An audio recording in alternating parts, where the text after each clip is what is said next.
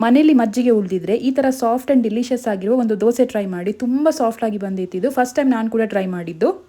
So ನಾನಿಲ್ಲಿ 1.5 ಕಪ್ಪಷ್ಟು ದೋಸೆ ಅಕ್ಕಿ ಅಥವಾ ವೈಟ್ ರೈಸನ್ನು ಒಂದು 5 hours ಆಗಿ ನೆನೆ ಹಾಕೊಂಡು ಇಟ್ಕೊಂಡಿದ್ದೆ. ಇನ್ನು ಇದಕ್ಕೆ 2 ಮುಷ್ಟಿಯಷ್ಟು ಅವಲಕ್ಕಿ, 1 ಗ್ಲಾಸಷ್ಟು ಹುಳಿ ಮಜ್ಜಿಗೆಯನ್ನು ಇದಕ್ಕೆ ಹಾಕಿಕೊಳ್ಬೇಕು. ಇದನ್ನು ಚೆಂದ ಗ್ರೈಂಡ್ ಮಾಡಿಕೊಳ್ಬೇಕು. ಗ್ರೈಂಡ್ ಮಾಡ್ತಾ ಹೋದಾಗೆ ಹಿಟ್ಟು ತುಂಬ ದಪ್ಪ ಇರ್ತದೆ. ಸ್ವಲ್ಪ ಸ್ವಲ್ಪ ನೀರು ಸೇರಿಸ್ತಾ ಕಡಿಬೇಕು. ಕರೆಕ್ಟಾಗಿ ಈ ಹದಕ್ಕೆ ಹಿಟ್ಟು ಬರಬೇಕು. ತುಂಬ ದಪ್ಪ ಇರಬೇಕು ಹಿಟ್ಟು.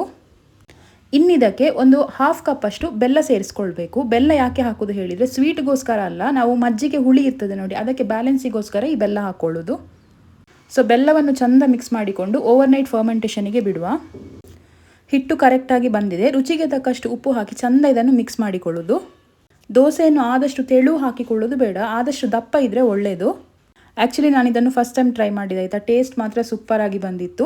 ಮಜ್ಜಿಗೆಯ ಹುಳಿ ಮತ್ತು ಬೆಲ್ಲದ ಸಿಹಿ ಉಂಟಲ್ಲ, 2 ಮಿಕ್ಸ್ ಆಗಿ ಒಳ್ಳೆ ಟೇಸ್ಟ್ ಕೊಡ್ತದೆ ದೋಸೆಗೆ. ಇದರ ಮೇಲೆ ಬೆಣ್ಣೆ ಇಲ್ಲದೆ ಸ್ವಲ್ಪ ತುಪ್ಪ ಹಾಕಿಕೊಂಡು ಸಹ ಟ್ರೈ ಮಾಡ್ಬೋದು. ತುಂಬ ಟೇಸ್ಟ್ ಆಗ್ತದೆ. ದೋಸೆ ಮೇಲೆ ಹೋಲ್ಸ್ ಬೀಳುವಾಗಲೇ ಗೊತ್ತಾಗ್ತದೆ ದೋಸೆ ಪರ್ಫೆಕ್ಟಾಗಿ ಬಂದಿದೆ ಅಂತ. ತುಂಬ ಸಾಫ್ಟಾಗಿ ಬಂದಿತ್ತು. ಇದಕ್ಕೆ ನಾನು ಟೊಮ್ಯಾಟೊ ಚಟ್ನಿ ಮಾಡಿಕೊಂಡಿದ್ದೆ. ಈ ಬಿಸಿ ಬಿಸಿ ಸಾಫ್ಟಾಗಿರುವ ದೋಸೆ ಟೊಮ್ಯಾಟೊ ಚಟ್ನಿ ಜೊತೆಗೆ ಹಾಕಿ ತಿನ್ನಿ ಆಯಿತಾ. ಸಖತ್ತಾಗಿರ್ತದೆ. ಈ ರೆಸಿಪಿ ಒಂದ್ಸಲ ಟ್ರೈ ಮಾಡಿ.